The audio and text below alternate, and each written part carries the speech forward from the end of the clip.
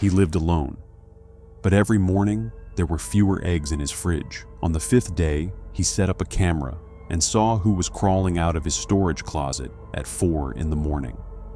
This happened to me about 2 years ago. I had just moved into a small one-bedroom apartment on the 3rd floor of an old building in Milwaukee. Nothing fancy, just a bedroom, a bathroom, a kitchen, and a small storage closet near the entrance that I never really used. For the first couple of weeks, everything was normal.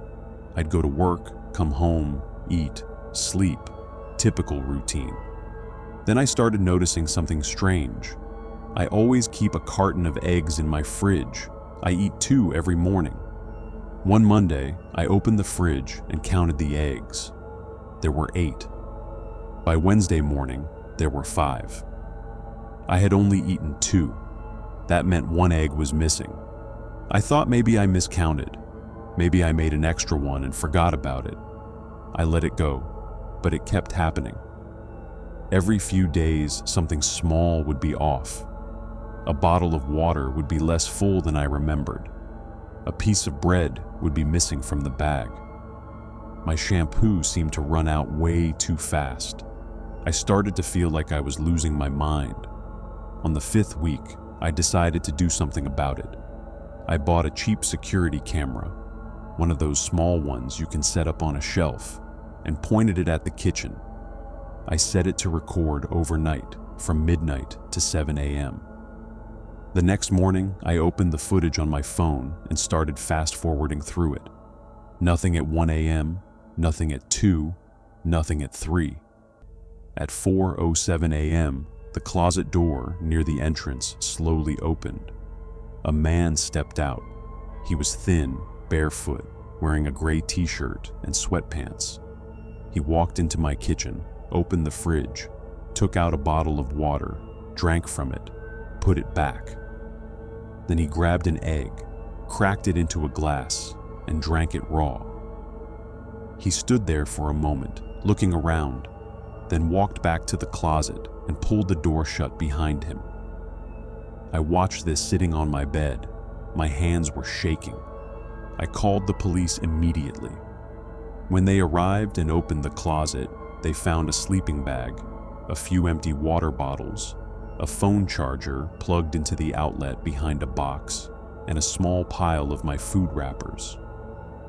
The man had been living in my closet for almost 5 weeks.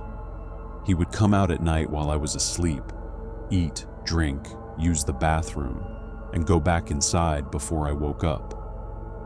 He was arrested that morning. Turned out he was a former tenant who still had a copy of the key. He had lost his own apartment months ago and had been sneaking into mine while I was at work one day and just never left. I moved out the following week. I still check every closet before I go to bed, every single night.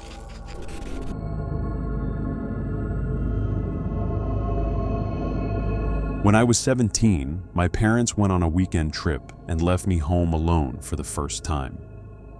We lived in a 2-story house in a quiet suburb outside of Portland. Nothing ever happened in our neighborhood. It was the kind of place where people left their doors unlocked. The first night was fine.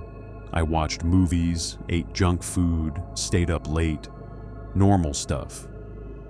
The second night is the one I can't forget. I went to bed around midnight.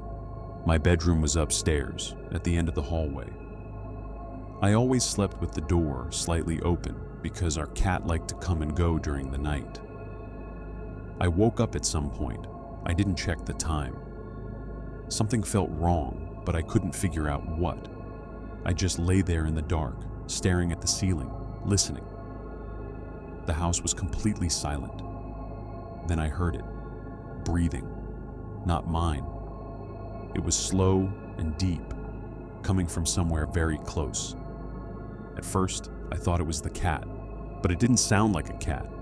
It sounded like a person trying very hard to breathe quietly. I didn't move. I barely breathed myself. My eyes adjusted to the dark, and I slowly looked toward the door. It was open wider than I had left it. And in the gap between the door and the wall, in that narrow triangle of space, I could see the outline of someone standing there. They were just standing behind my open door, facing the wall, breathing. I don't know how long I lay there. It felt like an hour, but was probably 5 minutes. I grabbed my phone from under my pillow and texted my neighbor, a retired cop who lived 2 houses down. I typed, "Someone is in my house, upstairs, behind my door. Please help." He called 911 and came over within minutes. When the police arrived, they found a man hiding in the downstairs bathroom. He had entered through the back door, which I had forgotten to lock. He was a drifter, no ID, no phone, nothing on him. He told the police he just wanted somewhere warm to sleep. But he wasn't downstairs when I heard the breathing. He was right behind my door, standing there, watching me through the crack. My parents installed a full security system the next day. I never slept with my door open again.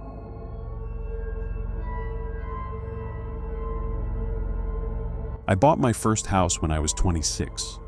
It was a small 2-bedroom house built in the 1940s in rural Ohio. It needed work, but I got it for a good price, and I was proud of it. There was an attic, but I never went up there. The access hatch was in the ceiling of the hallway, and you needed a ladder to reach it. The previous owner told me there was nothing up there, just old insulation and dust. About a month after I moved in, I started hearing noises at night, soft thumps from above. I figured it was raccoons or squirrels. The house was surrounded by trees, and animals getting into old attics is pretty common around here. I made a mental note to call pest control, but kept putting it off. Then one night, I heard footsteps. Not scurrying, not scratching. Footsteps. Slow, deliberate. Heavy enough to make the ceiling creak. They moved from one end of the hallway to the other, directly above me, and then stopped. I lay in bed, frozen. I told myself it was the house settling. Old houses make noises. That's what I told myself. A week later, I came home from work and noticed something that made my stomach drop. The attic hatch was slightly open. Not much, maybe an inch, but I was sure it had been closed. I had never opened it, not once. That night, I didn't sleep at all. I sat in my living room with every light on, holding a baseball bat, listening. At around 2 a.m., I heard it again. Footsteps above me. Then a creak directly above the hallway. Then silence. The next morning, I borrowed a ladder from my neighbor. I climbed up and pushed the hatch open.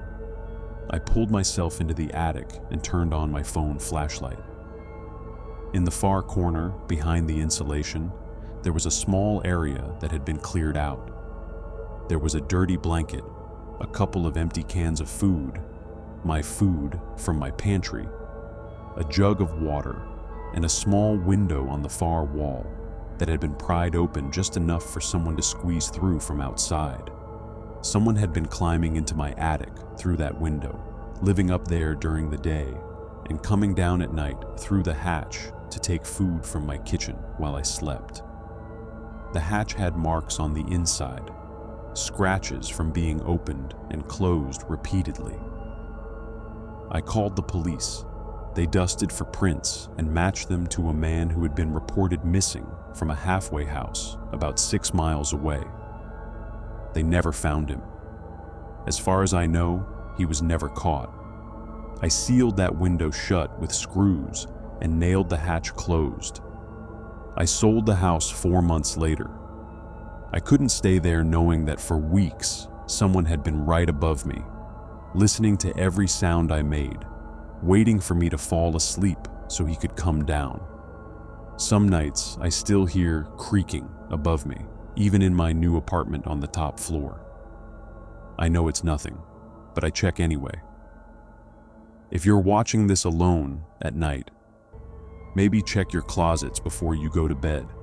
And if you have a story like this, leave it in the comments. Subscribe and turn on notifications, because there are a lot more stories like these coming soon.